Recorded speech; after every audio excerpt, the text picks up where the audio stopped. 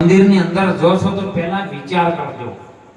મંદિર એક આપણી સનાતન ધર્મની સંસ્કૃતિનું આસ્થાનું કેન્દ્ર છે, પણ તમે એને જઈને જાણો. જાણ્યા પછી શું છે નક્કી કરો, અને નક્કી કરવા વાળો કોણ છે એને તમે ઓળખો. જ્યારે જોન એટલે મંદિરના પહેલા નાકામાં સૌપ્રથમ પોઠિયું આવે. તમે જાતે પહેલા દર્શન પહેલા કાને કરો છો મને કહો. અને પોઠિયું પાછો તમારા સામે મોટું કરેલું છે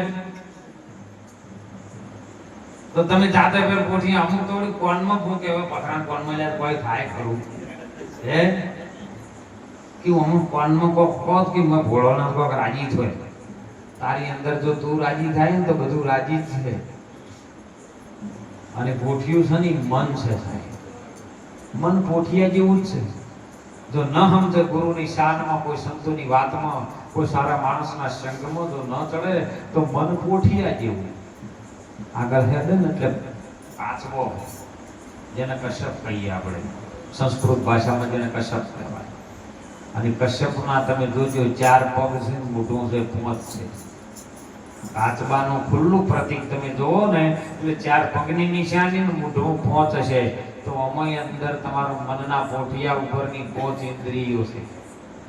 કબીર સાહેબે વર્ણન કર્યું છે સાહેબ, કબીર કબીર તુમ ક્યાં કરો છો, ખોજી લો આપ શરીર.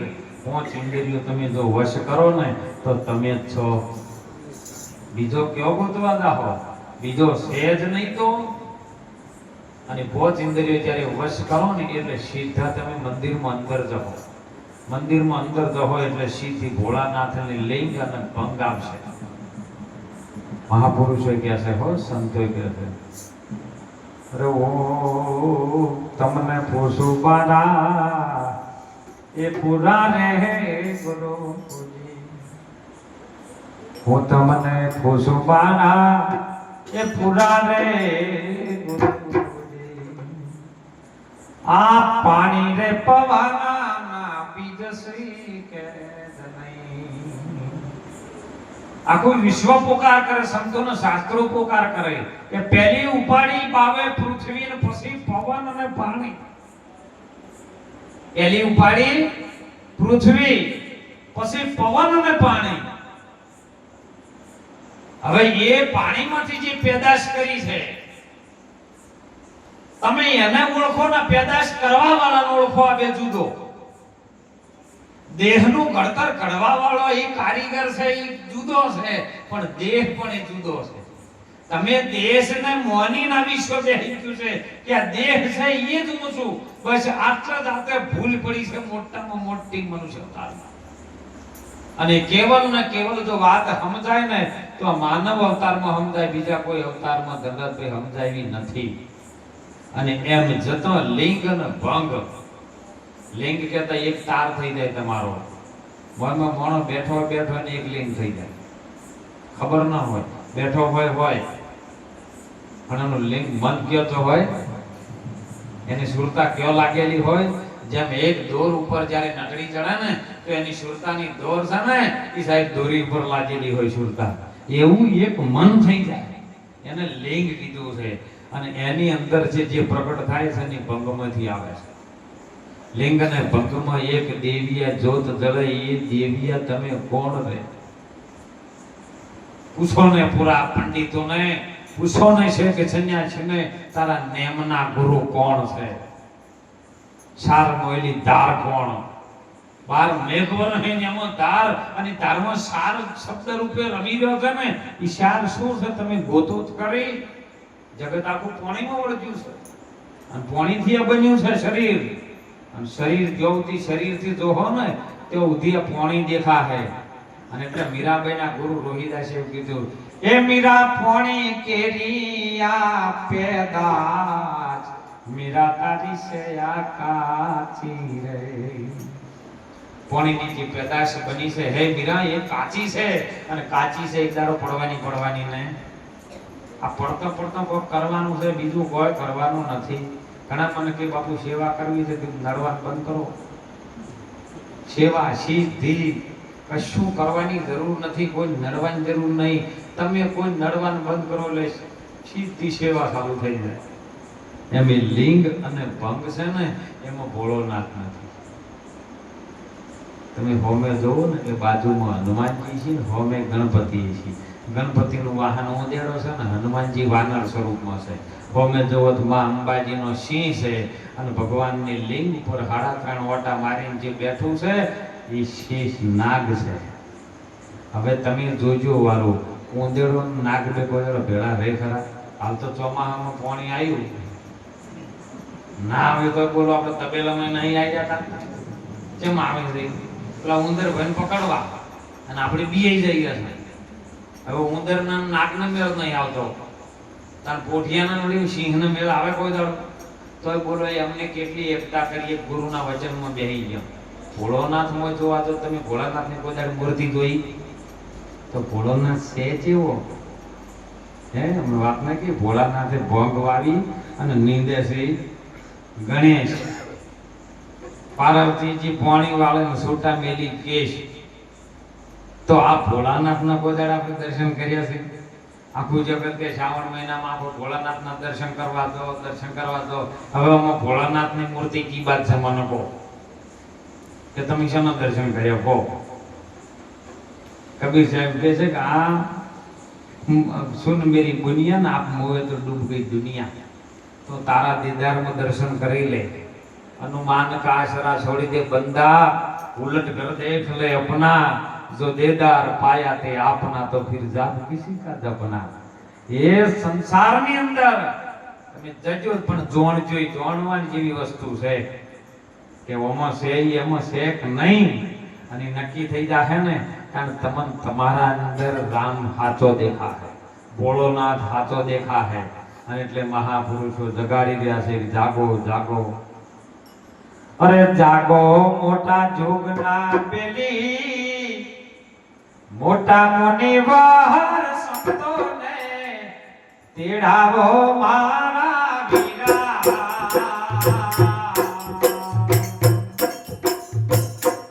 તમે અસલ જોગતા જાગો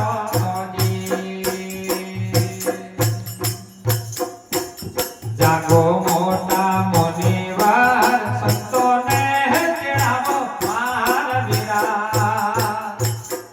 તમે અસલ જોગતો જાગો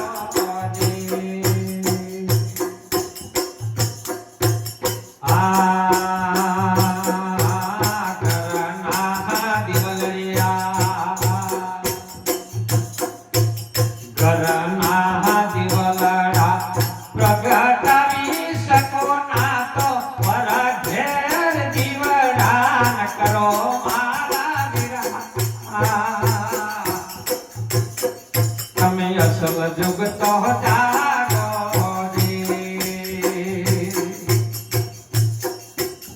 અરે હા બેઠીના મંત્રો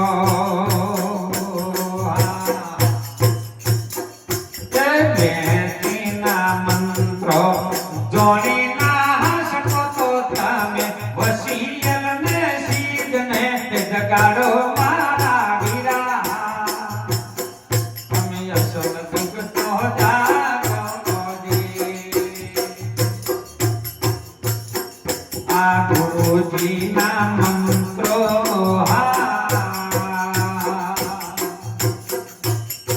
સદગુરુ ના મંત્રો તમે જાળવી ના શકો તો તમે નુગરાને સીધને પરમો દો મારા વીરા. તમે અસલ જગતો જાગો અસલ જાગવાની વાત. અરે હા વીરા મારા, તમારા ઘરની અંદર દીવડો પ્રગટ ન કરી શકો તો કોઈની પણ પર ઘેર દીવડો છે એ ઓલવા શું લેવા દો હે? અરે હા વીરા મારા, વેચીના મંત્રો તમને ખબર નથી તો તમે વશિયલમાં શું લેવા જગાડો છો? આપણે વેચીની દવા ખબર ના હોય કરજનભાઈ, અને પછી સીધી હાથની દવા લઈને આવતા મેળ આવે? જોણતા ના હોય. ગુરુજીના મંત્રો વીરા મારા તમે જાણી ન શકો, નિભાવી ન શકો તો તમે ઓલા નુગ્રહને સિદ્ધને પરમો દો મારા વીરા. નુગ્રો એટલે ગુરુના ઘરમાં ન રહે એનું નામ નુગ્રો. ગુરુ જીવનમાં એક જ વખત ધારણ થાય, બીજી વખત ના થાય સાહેબ. એટલે મહાપુરુષો આપણા જગાડે. ગુરુ તમારી ભીતરથી જાગૃતતા લાવે. ગુરુ તમારી અંદર ભીતર બેઠો છે. એને આખી મઢી બનાવી ને તો એ ઘડવા માટે એનો એ જ બેઠો તો બીજો કોઈ હતો. જોશીડા વીરા જોહ જોવો ને કાયા મઢીઓ તમે કને બનાવી. પોણી હોય તો એની પાયો રચાયો છે અને ઉપર ચોબડી છે ચડાઈ. જોશીડા વીરા જોહ જોવો આ કાયા મઢીઓ તે કેવી રીતે બનાવી? તું કયો બેઠો ને કેવી રીતે બનાવી? કવિ કાત બાપુ નતો કીધું કે આ દરિયાનો ક્યારો કર્યો તો ઓમાંથી આ ખાડો કર્યો તો માટી કયો થઈને નાસી? આ ધરતીનો પીંડો કર્યો કવિ કે રજગ્યોથી લાવતો છે એ કુંભાર બની આ ચાકડો ફેરવનાર એ ચાકડાની ધરી પર લઈને બેઠો કયો છે? આ ચાકડો છે પોત ભૂતોનો બનેલો. જેને ચાકડો કીધો, મઢુલી કીધી, કોઈને ઘર કીધું, ભાડાનો બંગલો કીધો. અને એ બનાવવા માટે જેને માના કુખની અંદર સર્જન કર્યું જાય, સૌપ્રથમ માના કુખની અંદર જેને સર્જન કર્યું ને, અને એની અંદર એક રજ જેટલું ટીપું, વધારે નહીં, એક રજ. અને એક રજના ટીપામાંથી સાહેબ 3.5 કિલોની કાયા બનાવી મૂકી દીધી. અને એ વખત તોરલે કીધું જાડેજાને એ વાત સમજાવવા માટે. તોરલે જાડેજાને ફોન કરી છે કે જાડેજા હાડે નતું, માસે નતું ચામડા કે રુધિર રાય, સૂર્ય નતા, ચંદ્ર નતા નવલખ તારા, શ્વાસ ઉશ્વાસ તેદી જાડેજા દોનો નતા ને તેદી ધણી આપ હતા. ઈ દલખાણ કરો અને ઈ ધણી જ્યારે પકડા હે ને ત્યારે તમારું આ બારવટું મેલા હે ને કે નહીં મેલાય. અને વાત કરી ને એટલે પલની અંદર દરિયામાં સાહેબ ડૂબકી મારીને જોઈ લીધું. પોતાના દિલ દરિયામાં ડૂબકી મારી હો, પેલા સમુદ્રમાં નહીં. એથી તો ના પાછા આવા પાણી જળીને મારી નાખે.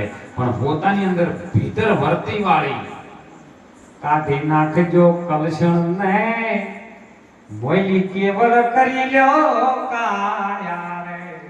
હે જીઓજી અને તમારી વર્તી રે વાળીને ઘેર લાવો મારા વીરા. સેવો સદગુરુ હાથા એ પૂજો સદગુરુ હાથા મારી મુક્તિ ના હે દાતા રે. હે જીઓ હોજી કલશણ આપણી અંદરથી જ્યારે કલશણ જતો રહે ને ત્યારે પ્રેમ પ્રગટ થાય સાહેબ. અને પ્રેમ પ્રગટ થાય ને એ પ્રેમ એ જ પરમાત્માનું સ્વરૂપ છે સાહેબ. એટલે કબીર સાહેબે વર્ણન કર્યું વાતમાં ભજનની વાણીમાં સાહેબ કે પોથા પઢી તો પંડિત હુઆ. પોથા વાંચીને વાંચતા તો બધું આવડે પ્રસન્નભાઈ, પણ અનુભવમાં ના આવે. પોપટીયું જ્ઞાન આવી જાય ખરું, પણ અનુભવમાં પ્રમાણ કરવા દઈએ તો આપણા પિંડ સાથે, ઈંડ સાથે અને બ્રહ્માંડ સાથે અને શાસ્ત્રો સાથે આપણે ન કરી શકીએ. જેનો અનુભવ આપણને ગુરુ કરાવે, સદગુરુ આપણને અનુભવ કરાવે કે જો ઈંડમાં છે એ જ પિંડમાં છે, પિંડમાં છે એ જ બ્રહ્માંડમાં છે, એમાં જુદું કોઈ તત્વ છે નહીં. એને તું ઓળખી લે અને બીજો કલશણ કાઢી નાખ. કલશણ કાઢી લે કેવળ કરે તારી કાયા. સેવી લો પછી સદગુરુ હાચા, એ છે મારા મુક્તિ ના દાતા. મુક્તિ જોતી હોય ને તો ઠરી દો. જો કદાચ આપણી અંદર પ્રગટ જ્ઞાન પ્રગટ કરવું હોય, પરમાત્માનું સ્વરૂપ પ્રગટ કરવું હોય તો ભાગવાની જરૂર નહીં, જાગવાની જરૂર છે. પણ આ તો આવો શ્રાવણ મહિનો, અને આખો શ્રાવણ મહિનો ઘણા ભક્તો રહ્યા છે ઉપવાસ.